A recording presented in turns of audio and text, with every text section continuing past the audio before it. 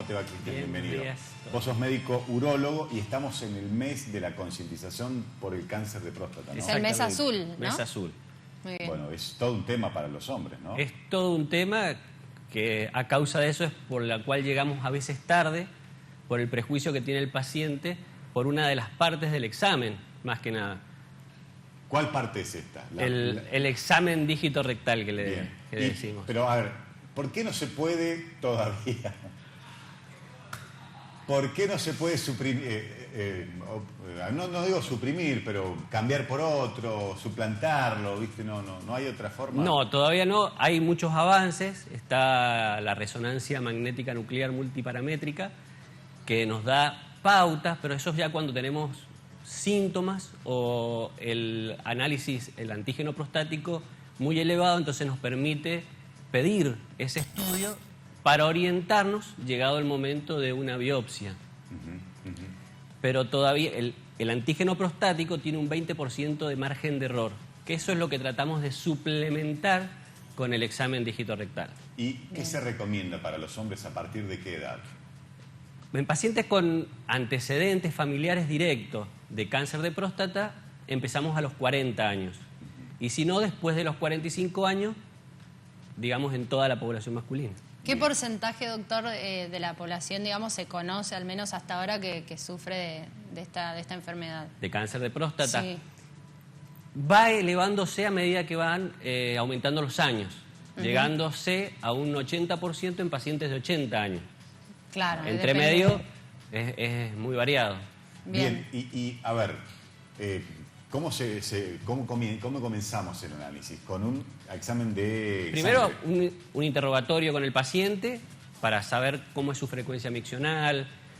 ¿Tiene que ver eso? Tiene que ver con esos son los síntomas que nos puede llegar a dar Ahí está. el cáncer de próstata. El aumento de frecuencia miccional, el levantarse de noche a orinar, el tener un chorro más fino, con poca presión, ¿Y por qué pasa eso? por el aumento de tamaño, que obstruye la salida de la orina. Ah. Porque la próstata está ubicada entre la vejiga y pasa la uretra por entre medio de la próstata. Y que al inflamarse... Al inflamarse obstruye la salida.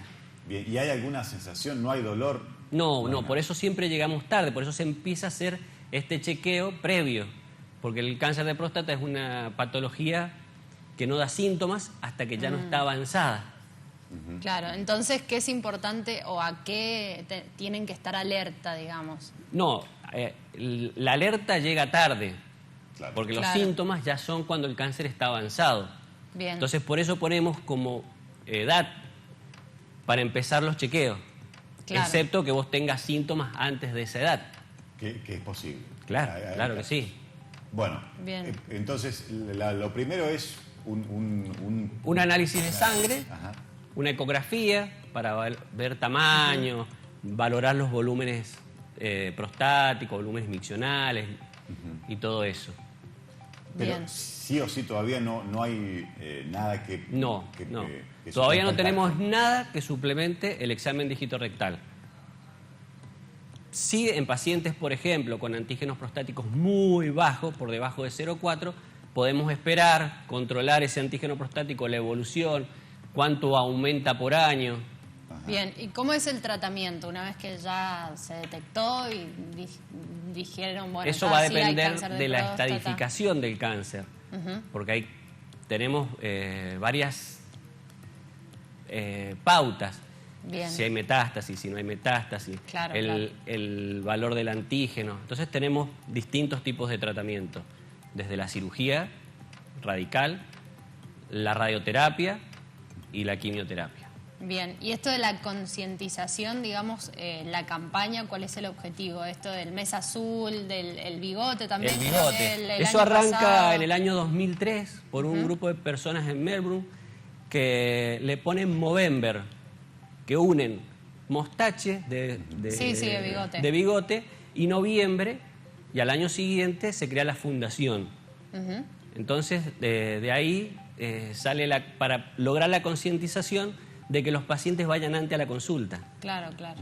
Ahora, pero no es que sea la Argentina, es todo el mundo. Es todo el Con mundo, son mismo- algo de 15 países los que están... y con el mismo problema, digamos. Exacto. Un tema de prejuicios, ¿no? Básicamente. Básicamente, prejuicios por el examen, pero se puede llegar antes, como decimos, el antígeno prostático, la ecografía, la resonancia. Tenemos varias cosas. No suplementamos el examen dígito rectal. Pero en general, digo, es una enfermedad que tiene tratamiento, que se Sí, puede curar, que es... una excelente sobrevida. Con el avance de los tratamientos hemos llegado a una excelente sobrevida. Pacientes que andan muy bien muchísimos años. No termina siendo en gran porcentaje su causa de muerte. Salvo que el estadio en que lo encuentren sea muy avanzado. Exacto, problema, cuando ¿no? están en estadios muy avanzados, bueno, pero sigue habiendo mucho tratamiento. Bien, ¿y qué consecuencias puede dejar en un paciente que atraviesa esta enfermedad, digamos? Bueno, en un cáncer de próstata, la primera consecuencia que tenemos por los tratamientos podría ser la disfunción eréctil, por el tipo de tratamiento, porque tenemos que bloquear la hormona masculina. Claro. Y después, bueno, evidentemente con el avance de la enfermedad vamos a tener consecuencias dependiendo de si tiene metástasis. Claro. Y eso, digamos, si lo agarramos temprano, ¿cómo lo llevas? ¿Cómo lo vas llevando? ¿Una vez por año tenés que acudir al médico? ¿Cómo sigue esto? Si lo detectás, Sí, bueno, tenemos que hacer tratamiento. ¿Que duran cuánto más o menos? No, tenés, por ejemplo, cáncer temprano, Sí. cirugía radical, sacamos próstata completamente. Ajá.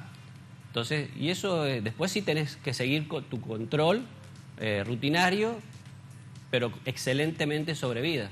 Claro, no tenés, fíjate vos que cómo este prejuicio te puede complicar la vida verdaderamente, ¿no? Exacto, porque evitás el médico, Claro. el control, que a la larga vas a terminar en tratamiento sí o sí, porque la complicación de la enfermedad va a hacer que termines acudiendo al médico.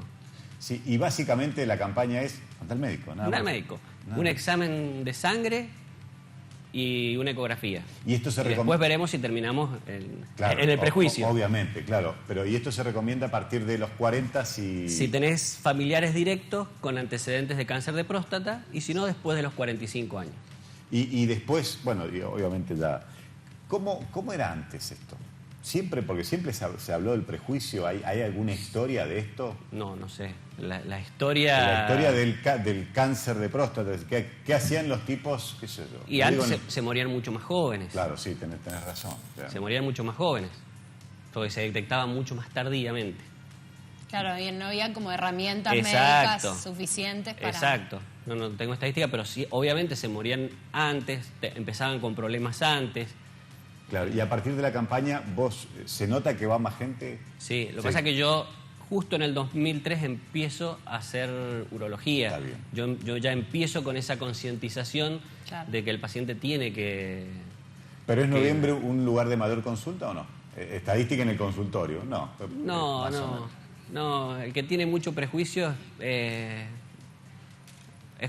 si esto de hoy nos hace que nos aumente la consulta por cáncer de próstata, ya estamos satisfechos, ¿no? Y doctor, y más allá del cáncer de próstata, digo, ¿qué otras consultas son frecuentes en el consultorio? ¿Para qué van los varones? Digo, no importa la edad en general.